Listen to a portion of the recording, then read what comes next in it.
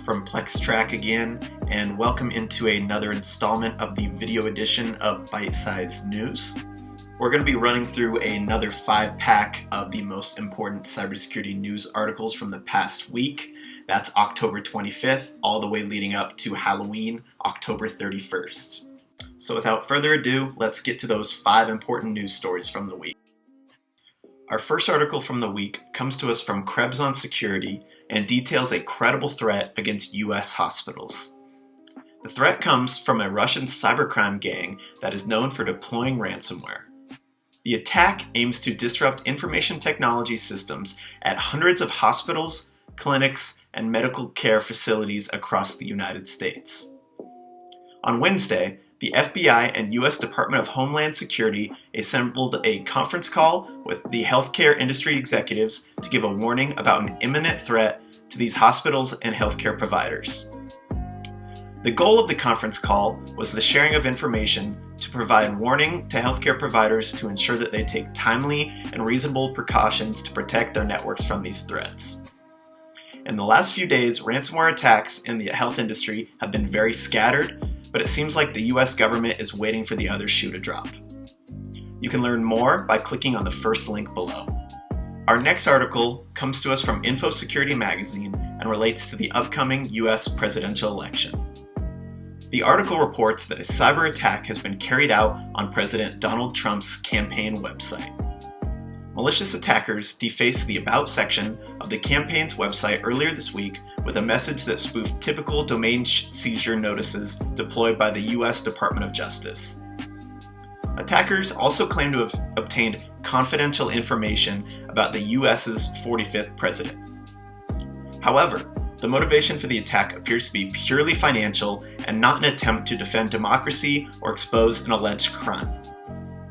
The Trump campaign has come out with a statement that the website has been restored and that no sensitive data was exposed because none of it is stored on the campaign's website. You can learn more by clicking the second link below. Our third article from the week comes to us from ThreatPost and offers new details on the Russian Advanced Persistent Threat, or APT, known as TURLA. The APT TURLA is focused on targeting government organizations using custom malware, including an updated trio of implants that give the group persistence through overlapping backdoor access. TURLA is a Russian-tied cyber espionage group that's been around for more than a decade. The group is primarily known for its wide and complex collection of malware and command and control implementations. TURLA appears committed to consistently upgrading their suite of malware. Recent upgrades revolved mostly around creating built-in redundancies for remote communication. For example, TURLA used disparate C2 configurations in order to allow re-entry points in case one of their entry points became blocked. You can read up all about TURLA by clicking the third link below. Our fourth story from the week comes to us from the folks at Cyberscoop. While a new U.S. military program meant to extend educational cybersecurity resources to historically black schools has been received positively by most, not everyone is completely on board yet. For years, the Department of Defense has remained committed to extending opportunities in cybersecurity to historically black colleges, or HBCUs for short. However, a new initiative proposed to further that access is being met with skepticism by some cyber practitioners and education advocates. The goal of the initiative is to connect these HBCUs with colleges that already meet NSA cybersecurity curriculum standards in order to share resources like labs, range time, and advice on curriculum development. Camille Stewart, the leader of the Share the Mic in Cyber campaign, states that a lot of these programs end up just being lip service.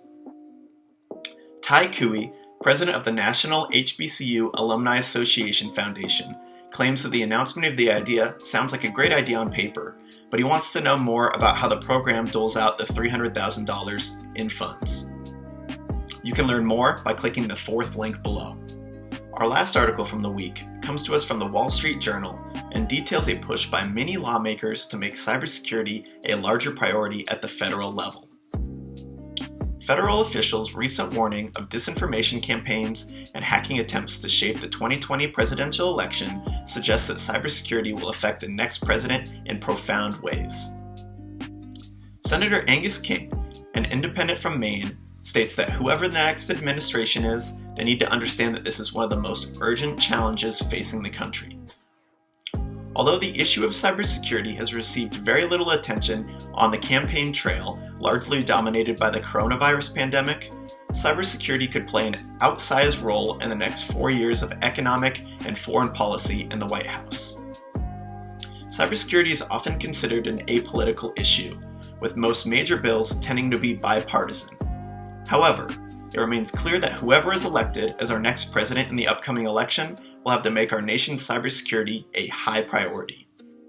You can read more about this article by clicking the last link below. I want to thank everybody for tuning in to watch this installment of Byte Sized News. As always, stay tuned for a ton more cybersecurity content from PlexTrac, and have a great rest of your day.